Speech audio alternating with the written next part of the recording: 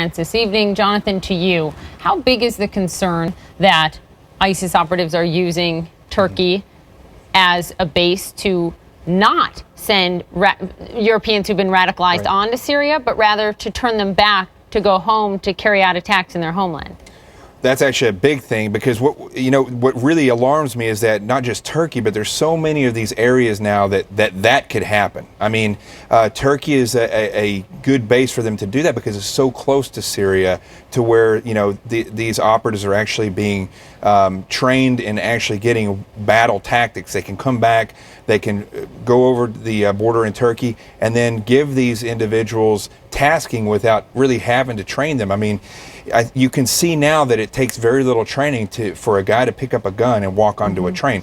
The hardest part is getting the weapon onto the train, and as we can see on trains, that's really not that hard. Well, right, because what do you go through in terms of security? You're also former Navy SEAL, former FBI, former Air Marshal. So you've probably had the training closest to what would be needed to take down someone in this position. Talk to us about what a great feat this is. This guy is armed with multiple weapons, huge gun, multiple sort of ammunition packs, if you will.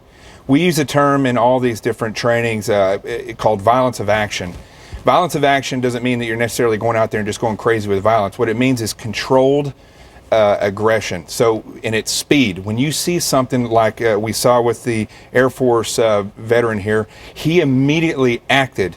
Your reaction in these cases, if it's an act, and instead of sitting back trying to figure out what to do, you're going to be more likely successful in a counterattack. And so the fact that he had two other friends that were with him to basically jump on this guy made this a completely successful attack. What worries me, because that's the way we work in the Air Marshals and any type of these law enforcement or military agencies, we never try to do these things on our own. You always have partners with you.